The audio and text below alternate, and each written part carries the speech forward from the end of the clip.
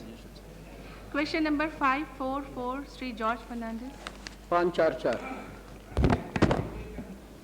Sir, answer to question number 544, A to D, a statement is laid on the table of the House. अध्यक्ष जी,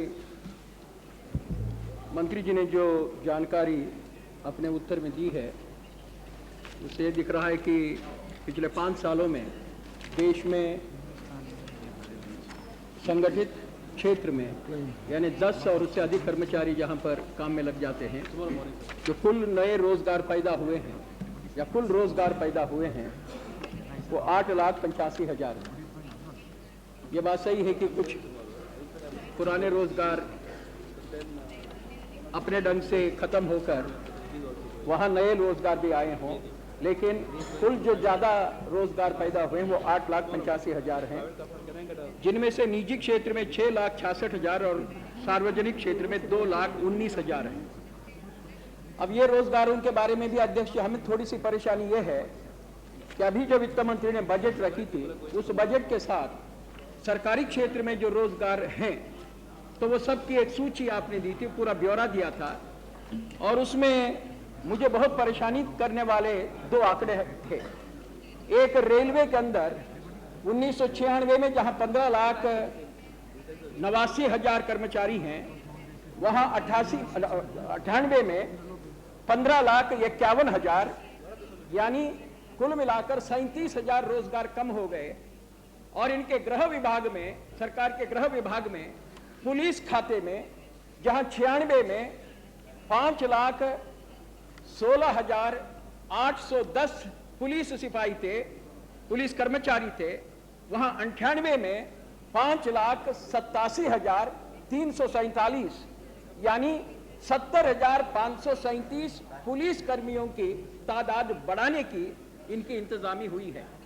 मैं मंत्री जी से इसलिए जानना चाहता हूं कि जो रोजगार की आपकी योजना है उस योजना के अंदर एक तरफ जहां निर्माण करने वाले क्षेत्रों में, प्रोडक्टिव क्षेत्रों में आप रोजगार को घटाने के दिशा में जा रहे हो और बढ़ती बेरोजगारी पर काबू पाने के लिए आप पुलिस में रोजगार को बढ़ाने का जो नीति चला रहे हो, ये नीति आप कब तक चलाना चाहते हो, इस पर क्या आपका पास उपाय है? Sir, Madam, I don't have sector-wise statistics as far as the public sector are concerned, but I can tell the honorable member that the employment generation in the organized sector was not substantial. I agree with you. But the employment has not declined. Madam, it has not risen in a satisfactory manner. This has resulted in the perception that the employment in the organized sector is sinking. Madam, what is happening is that the increase in the organized sector is not resulting in proportional to increase in employment. Madam, after the liberalization policy, from the statistics which I have given, the employment is not shrinking. अध्यक्ष, मैं नहीं समझ पा रहा हूं, एक तरफ आप बता रहे हैं कि कोई रोजगार बढ़ नहीं रहे हैं और दूसरे ओर ये इनके लिबरलाइजेशन पॉलिसी के चलते कुछ नहीं घट रहा है, तो फिर कौन नीतियों के चलते रोजगार नहीं बढ़ रहा और घट रहा इस देश में? तो इन्हें कहां तक आप बहुराष्ट्रीय कंपनियों का वकालत यहां पर करेंगे? अध्यक्ष, मैं मंत्री जी से, क्योंकि उन्होंने अपने बहुत लंबे जवाब में ये कहा है कि रोजगार निर्माण करने के लिए सरकार की जो योजनाएं हैं उसको किसी तौर पर स्पेल आउट न करते हुए ये कहते हैं कि labour intensive in regions characterised by higher rates of unemployment and under employment, ये अभी नए रोजगार पैदा करने जा रहे हैं। आपकी समूची आर्थिक नीति है बहुराष्ट्रीय कंपनियों ने और अंतरराष्ट्रीय ताकतों ने आपको जो बताई गई है, तो उस नीति के अंतर्गत कौन वो क्षेत्र है जहां पर आप करने जा रहे हैं? और मैं ठोस एक बात पूछना चाहता हूं, जैसे हिंदुस्तान में बीड़ी पैदा करने वाले, बीड़ी बनाने वाले जो मजदूर हैं उनकी संख्या है 60 लाख।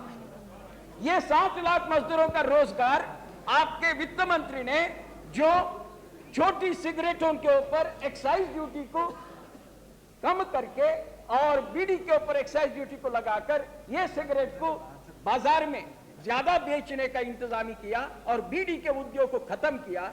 इस प्रकार के मैं 25 और उदाहरण दे सकता हूं। क्या ऐसे चीजों पर सरकार ठोस विचार करके, जहां लोग अपने स्वयं रोजगार योजनाओं के अंदर काम करते रहते हैं, उनके रोजगार कम से कम बचाने के लिए आप कोई उपाय निकालेंगे?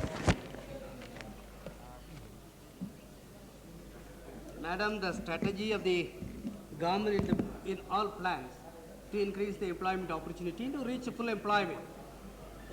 Madam, about the tax structure and other things, he has to ask a separate question to the Honorable Finance Minister. Shri Nirmal Kanti